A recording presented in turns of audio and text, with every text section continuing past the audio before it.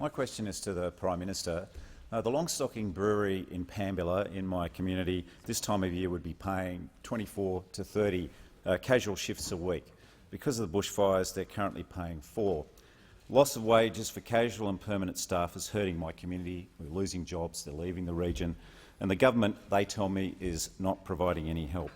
Why is it that after they were promised bushfire-affected businesses immediate relief, that they are still unable to access that help? The Prime Minister has the call. Thank you, Mr Speaker, and I'll ask the Department of Human Services Minister, the Minister for Human Services Australia to also add to this answer, Mr Speaker.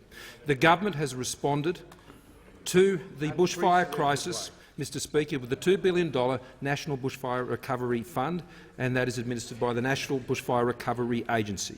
Now, when it comes to small businesses, as the member would be aware, there are qualifying criteria for businesses that have been directly impacted by those fires, which is the same criteria that applies to small businesses that are affected by the floods up in North Queensland that occurred at this time last year. They apply the same criteria to those affected businesses in the bushfire-affected zones today. Now, that is important because we will provide the same support that was provided to those in previous devastating disasters as to this disaster as well.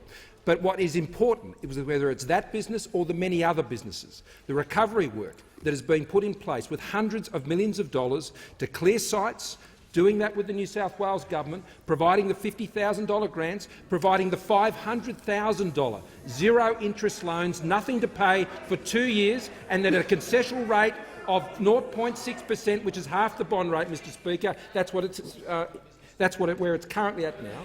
All of that is there to provide the working capital and support for those businesses that may not have been directly impacted by the bushfires, but otherwise are going through the very challenges that you have outlined to this House.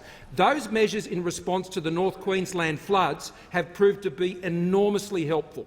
Enormously helpful as those businesses have gone about the repair and rebuilding process over the last year. But if the member is suggesting that the disaster recovery arrangements should change, that the taxpayer should be the insurer of last resort on all matters, then that is not a policy that your government pursued, and it is not a policy that this government is pursuing.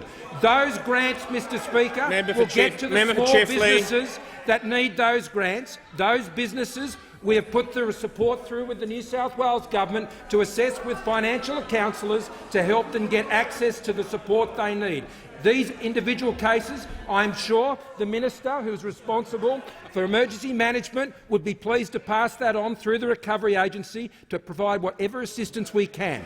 But this government is providing the most significant package of relief that we have seen in relation to a disaster of this nature. It's initial, it's additional, and it will keep rolling every single day, and it will be there for years and years and years to come.